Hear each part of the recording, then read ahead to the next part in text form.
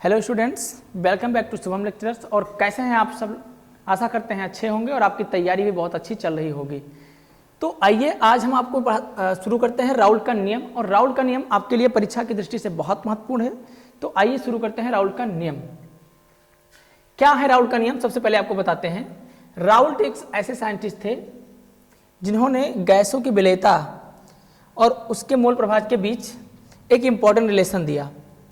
इस रिलेशन को जानने से पहले हमें राउल्ट के बारे में जानना होगा और इनकी बताई हुई चीज़ों को पढ़ना होगा।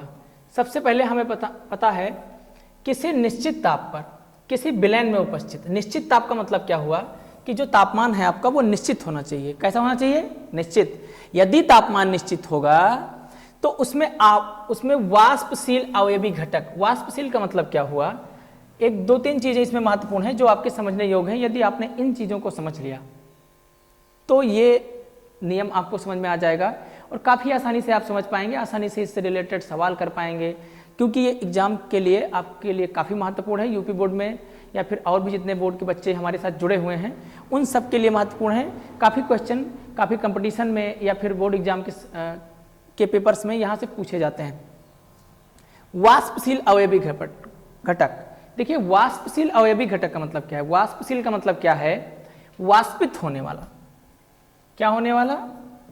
वाष्पित होने वाला। वाष्पित से मेरा तात्पर्य क्या है कि जो वाष्प में परिवर्तित हो जाए। किस में बदल जाए? वाष्प में।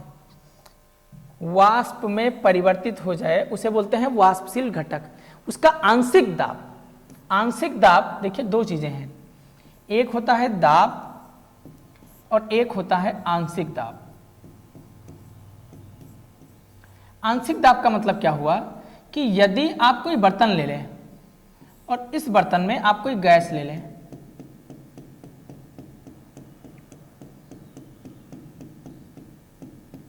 अब जिस बर्तन में आपने गैस ली है वो गैस इस बर्तन पर जितना प्रेशर क्रिएट करेगी एट एनी टेम्परेचर, किसी भी ताप पर, किसी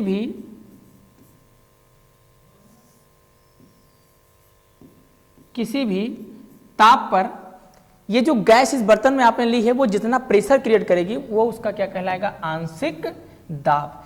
तो राउल्ट ने गैस के आंशिक दाब और विलयन में उपस्थित वाष्पशील घटक के बीच एक रिलेशन दिया, एक संबंध बताया, जिसे हम राउल्ट का नियम कहते हैं। संबंध क्या है?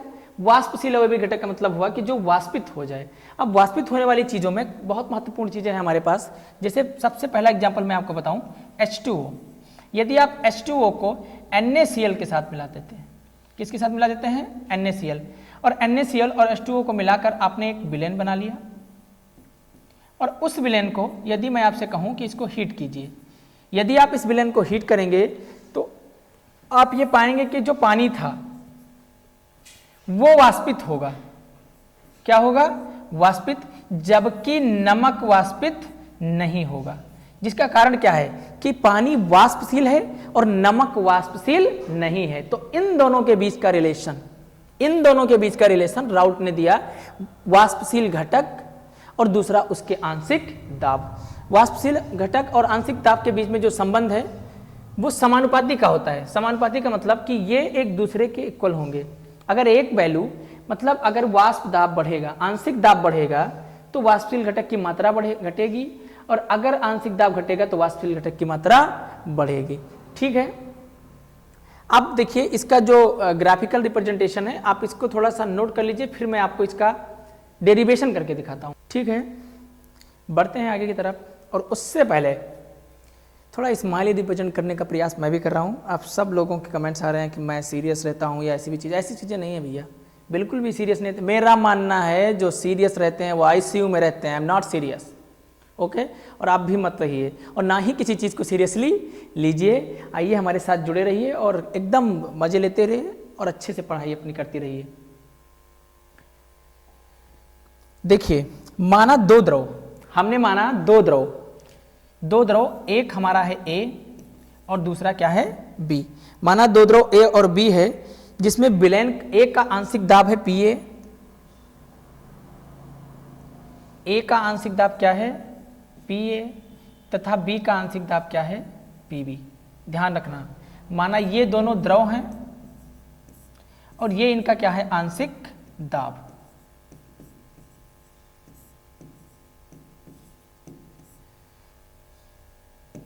ये दोनों द्रव हैं ए और बी, और ये इनका क्या है, आंशिक दाब। पी ए और पी बी उनका आंशिक दाब है। तो अब हम राउल्ट के नियम की बात करें। राउल्ट ने बताया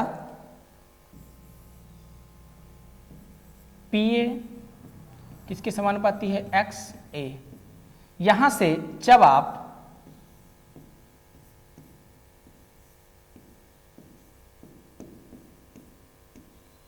ये समानुपाती वाले निशान हटाएंगे तो यहां पर लग जाएगा पी नॉट ए, जो कि क्या है, ए का आंशिक दाब, वाष्पशील अवयवी घटक, और उसका क्या है, आंशिक दाब पी नॉट ए। अब पीबी की बात करूं अगर मैं, तो क्या हो जाएगा, PB is equal to X B. यहां से ये निशान अगर हटेगा तो हो जाएगा PB is equal to P not B into X B, P not B into X B. ये जो पहला रिलेशन है वो वाष्पशील घटक ए के लिए है। ये रिलेशन किसके है, वाष्पशील घटक ए के लिए।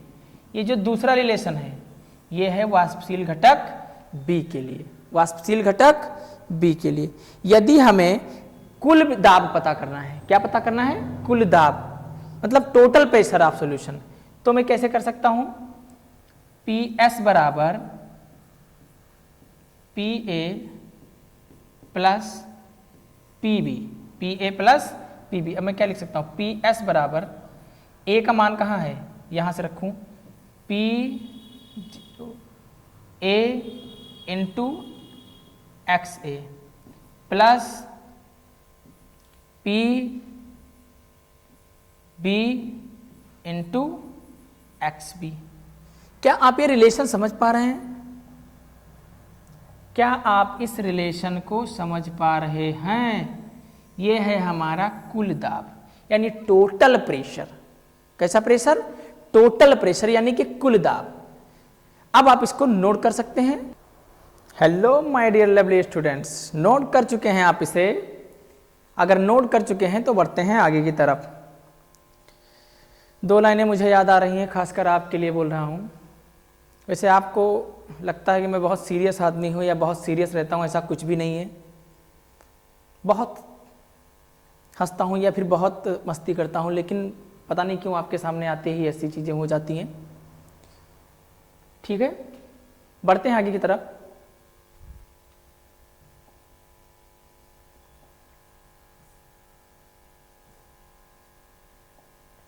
राउल्ट के नियम की सीमाएं, ये आपके एग्जाम के लिए मोस्ट इंपॉर्टेंट है। यूपी बोर्ड वाले और उसके साथ साथ अदर बोर्ड वाले भी इसको ध्यान में रखेंगे, क्योंकि राउल्ट के नियम की जो सीमाएं हैं वो जरूर एग्जाम में पूछी जाती है। एक दो सीमा पूछ लिया गया या फिर आपसे कह दिया गया 2 या 3 नंबर में, इसका क्वेश्चन कम से कम 2 मार्क या 3 मार्क का एग्जाम में आने का चांसेस है। तो इसलिए थोड़ा अच्छे से पढ़िएगा और अच्छे से समझिएगा। ठीक है, पढ़ते हैं आगे की तरफ। राउल्ट के नियम की सीमाएं। पहला सीमा क्या है, राउल्ट का नियम अति तनु विलयन। तनु विलयन क्या होता है, जिसमें पानी ज्यादा हो। जैसे पीने के लिए आपको चाय दी गई और चाय में चीनी की मात्रा कम और पानी की मात्रा ज्यादा, तो यदि विलेय, चीनी हो गया आपका विलेय और पानी हो गया विलायक, तो यदि विलेय की मात्रा कम है तो वो तनु विलयन है और उसके लिए क्या लागू होगा, राउल्ट का नियम। पहला नियम राउल्ट का यही है कि राउल्ट का नियम अति तनु विलयनों के लिए लागू होता है। दूसरा नियम क्या है, राउल्ट का दूसरा नियम क्या है, राउल्ट का नियम केवल अवाष्पशील विलेय से युक्त विलयनों पर लागू होता है। अवाष्पशील का मतलब क्या हुआ, जो वाष्प में बदल जाएं, जो वाष्प में परिवर्तित हो जाएं। जैसे H2O में अगर आप NaCl ऐड करें तो ये भी वाष्पित होगा और क्या बनेगा, सोडियम की वाष्प। क्या बनेगा, सोडियम की वाष्प। तो दूसरा जो महत्वपूर्ण है बात वो यही है, राउल्ट का नियम केवल अवाष्पशील विलय के लिए से युक्त विलयनों के लिए लागू होता है, वाष्पशील विलयन से युक्त, वाष्पशील विलयन से युक्त विलयनों के लिए लागू नहीं होता है। ठीक है, हमारा तीसरा नियम क्या कहता है कि राउल्ट का नियम केवल उन विलयों के लिए लागू होता है, उन विलयनों के लिए भी लागू नहीं होता है जो विशेष विलयन में वियोजित या संगुणित होते हैं। विशेष वियोजित का मतलब टूटना, वियोजन का मतलब क्या होता है? टूटना, और संगुणन का मतलब क्या होता है? जुड़ना।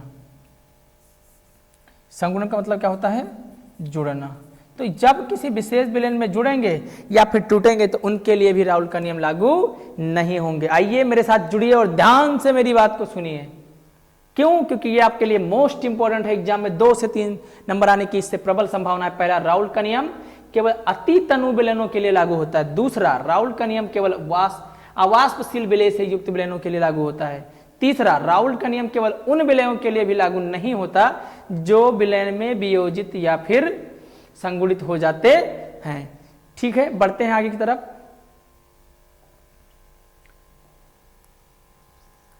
अब हमारा है आदर्श।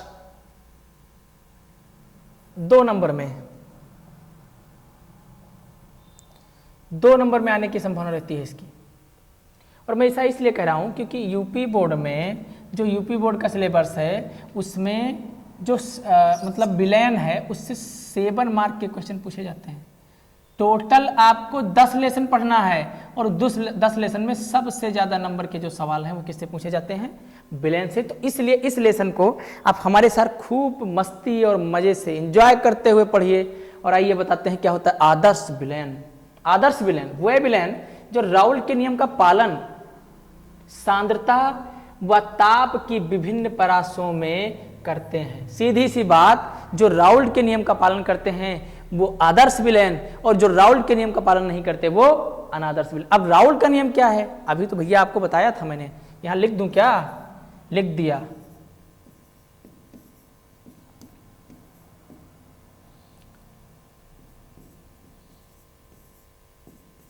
यही तो था राउल का नियम।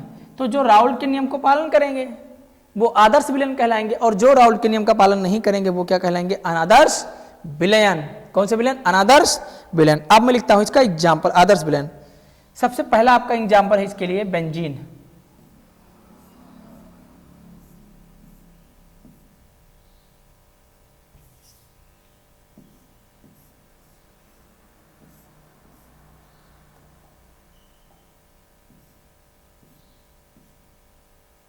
दूसरा है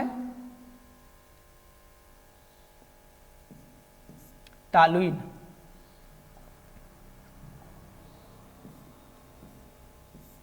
ये फॉर्मूले आपको बहुत काम आएंगे ऑर्गेनिक केमिस्ट्री वाले।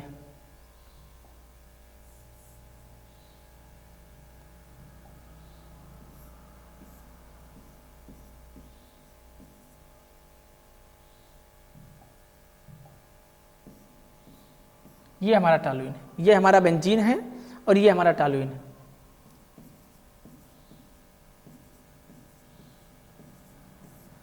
ये हमारा है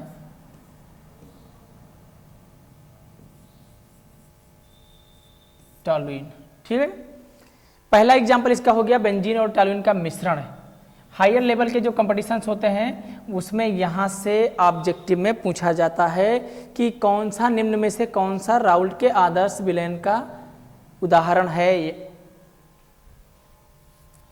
निम्न में से कौन राउल्ट के आदर्श विलयन का उदाहरण है। दूसरा आपका है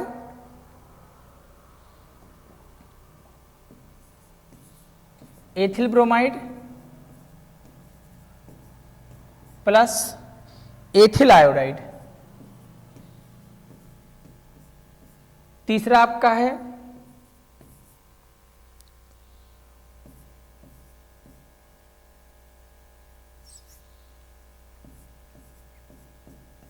C6Cl6 प्लस CCl4 का मिश्रण। ये तीनों राउल्ट के नियम का पालन करते हैं। तो भैया ऑब्जेक्टिव में अगर पूछा जाता है तो एकाध मार्क का क्वेश्चन यहां से बन सकता है। P/Q में 1 मार्क का क्वेश्चन बन सकता है। और अगर लार्ज में पूछेगा तो इसका डेफिनेशन पूछेगा तो सीधा सीधा आपको बता देना है आदर्श विलयन वह विलयन जो राउल्ट के नियम का पालन करते हैं, जिसके लिए सांद्रता व ताप की विभिन्न परासों में आवश्यकता होती है। नोट कर लीजिए इसको। आइए बढ़ते हैं आगे की तरफ।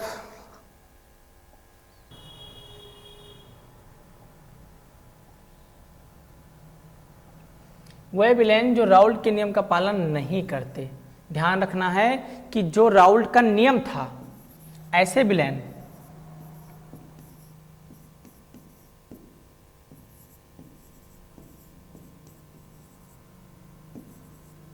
जो राउल्ट के नियम का पालन नहीं करते, कौन सा विलेन कहलाते हैं? अनादर्श विलेन। वह विलेन जो राउल्ट के नियम का पालन नहीं करते, कैसे विलेन कहलाता है? अनादर्श विलेन। अनादर्श विलेन का मतलब क्या हुआ कि वो राउल्ट के नियम की, मतलब राउल्ट की कोई बात नहीं मानेंगे, भैया हम तो अनादर्श विलेन हैं। चक्कर तो यही है ना। और आदर्श वाले, भैया हम राउल्ट साहब जो आप कहें वही मानेंगे, हम जो आप कह दें वही मानेंगे। और अनादर्श वाले, भैया हम तो कुछ मानेंगे नहीं, राउल्ट हो या हेनरी, हमको किसी बात से फर्क नहीं पड़ता, क्योंकि हम किसी की बात नहीं मानेंगे, इसीलिए क्या कहलाते हैं? अनादर्श विलेन। तो वह विलेन जो राउल्ट के नियम का पालन नहीं करते क्या कहलाते हैं? अनादर्श विलेन। एग्जाम्पल क्या क्या है, आइए देखते हैं एग्जाम्पल्स। एग्जाम्पल्स इसके हैं, पहला है C2H5OH को ऐसे लिखता हूं, नहीं तो आपको लगेगा कि मैं क्या लिख रहा हूं। C2H5OH plus H2A, ethanol plus जल।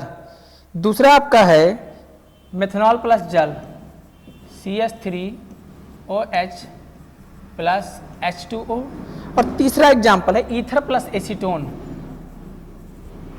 ये रहा आपका ईथर और ये रहा आपका एसीटोन, जिसको हम बोलते हैं कीटोन। थिनर का सुने हैं नाम? नेल पॉलिश को रिमूव करने के लिए बहुत सारी हमारी प्यारी बहनें बैठी होंगी, यहाँ पढ़ रही होंगी, थिनर का इस्तेमाल करती होंगी आप लोग नेल पॉलिश को साफ करने के लिए। यही है एसीटोन, जिसको थिनर कहा जाता है। आप लेकर आते हैं छोटी सी शीशी में किसी भी चीज़ को रिमूव करने के लिए, उसको थिनर बोलते हैं आप लोग, और हम साइंटिफिक भाषा में उसको एसीटोन बोलते हैं या फिर कीटोन बोलते हैं। ये तीनों एग्जाम्पल, अब ये तीनों एग्जाम्पल राउल्ट के नियम का पालन नहीं करेंगे, इसीलिए ये क्या कहलाएंगे? अनादर्श विलेन। हो सकता है एक नंबर का P/Q यहां से भी बना दिया जाए। कोई एग्जाम्पल आपको उठा के दे दिया और कह दिया ये बताओ कि इनमें से कौन सा विलेन राउल्ट के नियम का पालन नहीं करता। मैं बना देता हूं आपके लिए, सिर्फ और सिर्फ आपके लिए।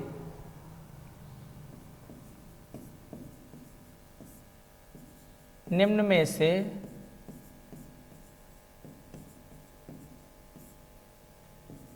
कौन सा विलयन, क्वेश्चन है, निम्न में से कौन सा विलयन राउल्ट के नियम का पालन नहीं करता है? ठीक है, ऑप्शन है 4। ऑप्शन नंबर ए है आपका C2H5OH प्लस H2O। दूसरा ऑप्शन आपका है CH3O CH3 plus CH3 C double bond O CH3। C number option है, सी नंबर आपका ऑप्शन है बेंजीन प्लस टॉलुइन, यानी C6H6 प्लस C6H5CH3। और फोर्थ ऑप्शन आपका है डी, CCl4 प्लस CHCl3। कौन सा ऑप्शन सही होगा बताओ? यहां पर एक चीज लिख दूं, C6Cl6।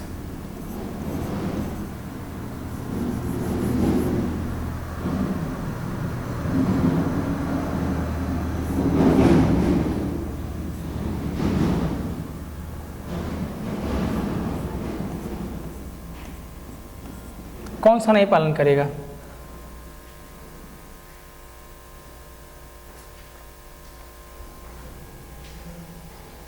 कमेंट में करके जरूर बताइएगा, इसका आंसर दीजिएगा कि कौन सा विलेन राउल्ट के नियम का पालन नहीं करेगा। ठीक है, आइए अब आप इसको चाहें तो नोट कर सकते हैं, 2-1 मिनट का समय लेंगे और नोट कर लीजिए, फिर बढ़ते हैं आगे की तरफ।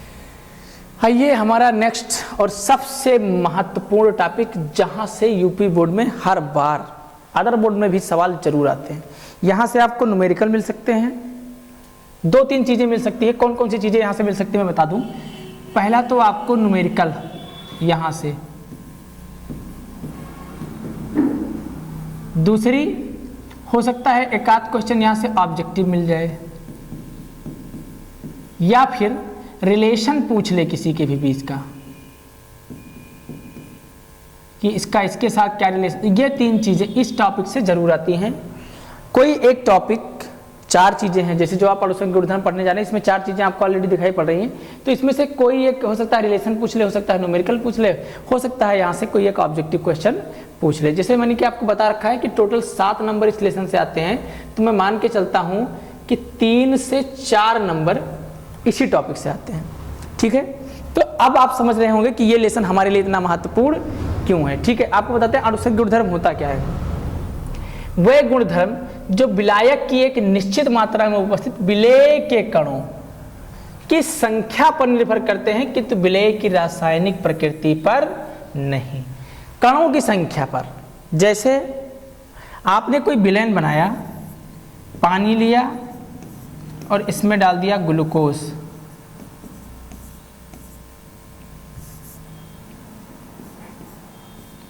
पानी लिया और क्या डाल दिया, ग्लूकोज। ये हो गया विलेय और ये हो गया विलायक। ये हो गया हमारा विलायक और ये हमारा हो गया विलेय। तो ये विलेय के कणों की संख्या पर निर्भर करेगा और उसकी प्रकृति पर नहीं। मतलब ये खट्टा है, मीठा है, क्या है, मीठा है कि खट्टा है, इससे इसे कोई मतलब नहीं है।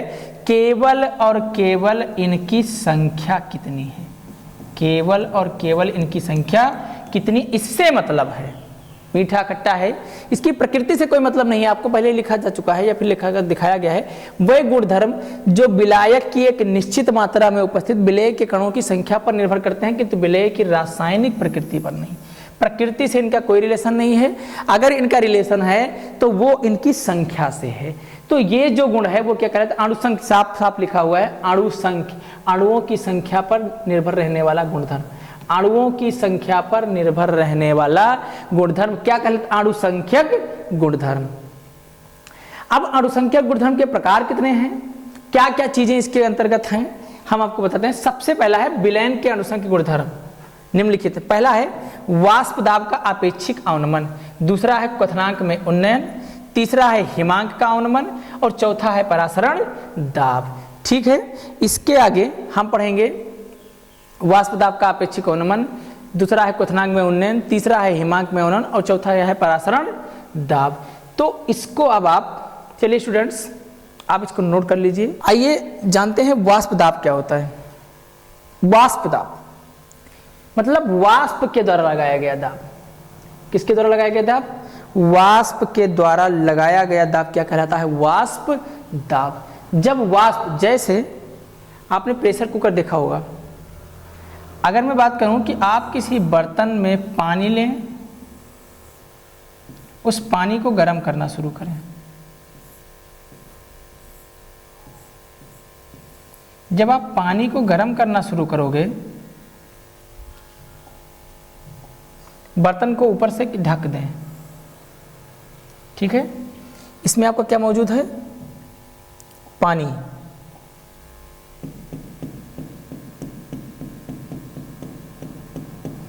जब आप इसको गर्म करना शुरू करोगे, हीट करना शुरू करोगे, तो ये जो पानी है वो वाष्प में परिवर्तित होगा और जाकर इसकी सतह पर टकराएगा। मान लीजिए यहाँ तक जो ये सतह है ये द्रव की सतह है, ठीक है, जाकर इसकी सतह पर टकराएगा, लेकिन पुनः ये बाहर नहीं जा सकता क्योंकि बाहर से जो सिस्टम है वो क्लोज है। तो वापस ये उसी द्रव की सतह पर क्या लगाएगा, दाब। वापस उसी द्रव की सतह पर क्या लगाएगा, दाब। तो एक बात बताइए, हाँ, आपने लिया क्या था, पानी, बदला किस में, वाष्प में, और वाष्प जब बाहर नहीं निकलेगी तो वापस उसी द्रव की सतह पर दाब लगाएगी। तो मैंने आपको बताया था कि वाष्प के द्वारा लगाया गया दाब क्या कहलाता है, वाष्प दाब। तो वाष्प जो पानी की सतह पर दाब लगाएगी उसे ही हम क्या कहेंगे, वाष्प दाब।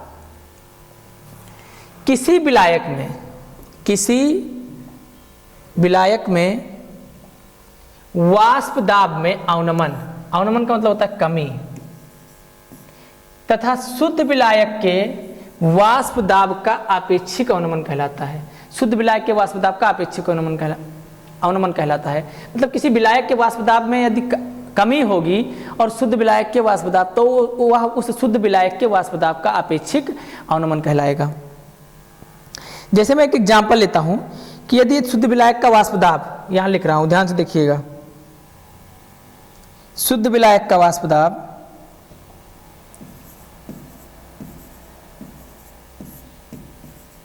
विलायक का वाष्प दाब, शुद्ध विलायक का वाष्प दाब आपका हो गया P0। विलयन का वाष्प दाब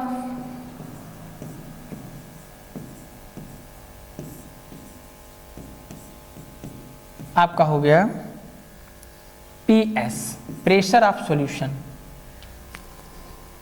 वाष्प दाब में अवनमन क्या हो जाएगा? वाष्प दाब में अवनमन, वाष्प दाब में अवनमन क्या हो जाएगा? वाष्प दाब में अवनमन हो जाएगा शुद्ध विलायक का वाष्प दाब माइनस विलयन का वाष्प दाब। ये हमारा क्या कहलाएगा? वाष्प दाब का अवनमन या फिर वाष्प दाब में अवनमन। जैसे अब हमें अगर आपेक्षिक वाष्प दाब के अवनमन का फॉर्मूला लिखना है तो कैसे लिख सकते हैं?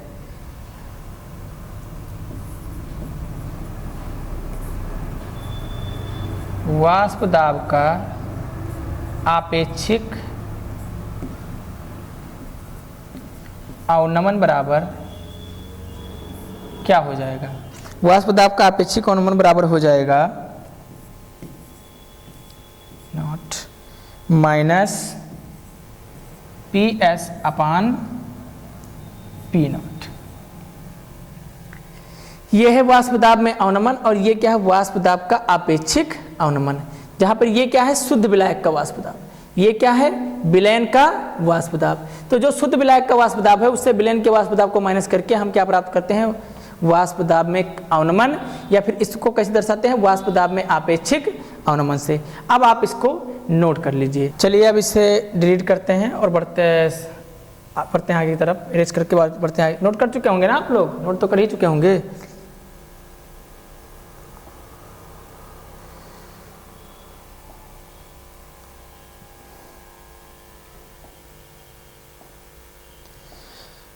राउल्ट के नियमानुसार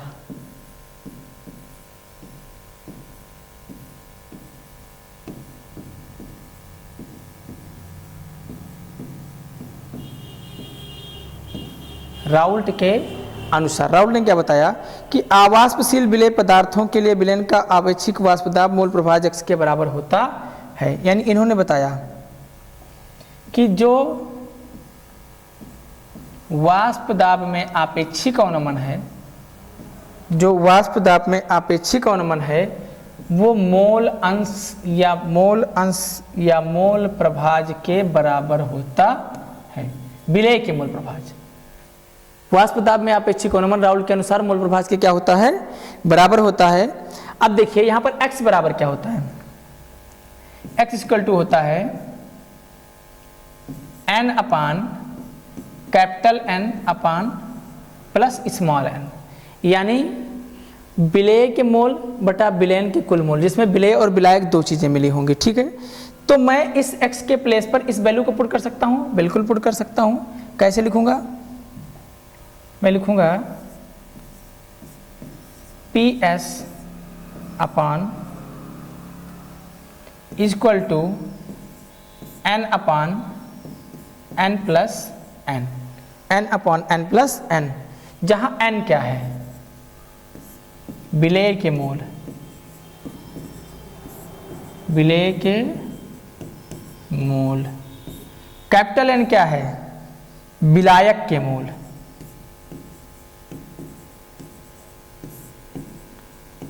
विलायक के मोल।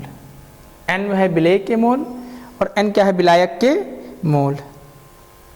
अब अति तनु विलयन के लिए राउत ने एक चीज और बताई थी इंपॉर्टेंट, कि यदि विलयन अति तनु विलयन है, अति तनु का मतलब क्या हुआ कि जिसमें विलय की मात्रा एकदम शून्य हो। पीपीएम पढ़ाया था ना मैंने आपको इससे पहले, पार्ट पर मिलियन, जिसमें 10 लाख ग्राम में जो कणों की संख्या होती है उसे पीपीएम कहते हैं, ठीक है। अति तनु विलयन के लिए जो n का मान होगा n से बहुत छोटा होगा, यानी जो विलयन के मोल होंगे वो विलय के मोल जो होगा वो विलयन के मोल से बहुत ही सूक्ष्म होगा। तो क्या लिख सकते हैं, n प्लस n बराबर अप्रॉक्सीमेटली क्या होता है, विलय के मोल, यानी ये विलय के मोल और ये विलयन के लगभग बराबर है किसके, विलय के मोल के। अब हम इसको पुट कर सकते हैं इसी के प्लेस पर, तो क्या लिख सकते हैं, देखिए हम लिख सकते हैं minus P S upon P not is equal to N upon capital N, जहां आपको पता है कि जो स्मॉल एन है वो विलय के मोल है और जो कैपिटल एन है वो क्या है, विलायक के मोल। दो और चीजें मैं आपको बताना चाहता हूं। एन बराबर क्या होता है, एन बराबर होता है स्मॉल w अपान स्मॉल m, कैपिटल N बराबर होता है, कैपिटल N बराबर होता है कैपिटल W अपान कैपिटल M। इस n की वैल्यू यहां से उठा के यहां पुट करनी है, यहां पर दोनों जगह पर, बस और कुछ नहीं करना आपको। तो ये हमारा फाइनल इक्वेशन है जिसको मैं भी लिखने जा रहा हूं, चूंकि हम क्या लिख सकते हैं, minus P S upon P not is equal to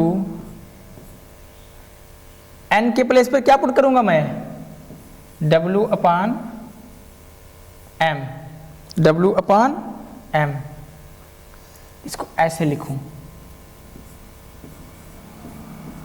W upon M, और इसके प्लेस पर क्या पुट करूंगा, कैपिटल W अपान कैपिटल M। ये आपका रिलेशन है, ये है संबंध, विलय के मोल का संबंध। ये महत्वपूर्ण भी है आपके लिए, क्योंकि यही रिलेशन अक्सर एग्जाम में कई बार, जहां तक मैंने देखा है, पूछा गया है।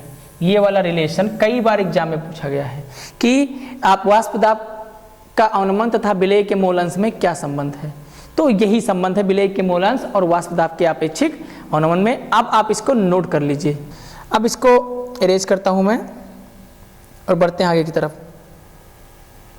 देखिए स्मॉल w क्या है, यह है विलय का द्रव्यमान, यह है विलायक का द्रव्यमान, यह है विलय का भार और यह है विलय का अणु भार। ये क्या है, विलय का द्रव्यमान, यह है विलायक का द्रव्यमान, यह है विलय का भार और यह है विलय का अणुभार। यही चार चीजें हैं और यूपी बोर्ड में लगभग इन्हीं के बीच का रिलेशन ज़्यादा से ज़्यादा बार पूछा गया है। तो आप इसे काफ़ी अच्छे ढंग से तैयार कीजिएगा, क्योंकि मैंने आपको ऑलरेडी बताया है जो 7 मार्क के क्वेश्चन यहाँ से आते हैं उसमें लगभग 4 मार्क के क्वेश्चन लगभग अणुसंघ के गुणधर्म से आते हैं। 2 और 3 नंबर के क्वेश्चन हो सकता है मोलरता से पूछ ले या फिर मोलरता से पूछ ले। तो ठीक है, आज के साथ आज यहीं पर इस लेसन या फिर इस लेक्चर की समाप्ति होती है और आशा करते हैं कि आप मेरी बात को अच्छे ढंग से समझ गए होंगे। फिर मिलेंगे नई ऊर्जा नई उम्मीद के साथ अगले वीडियो में। तब तक के लिए बने रहिए हमारे साथ।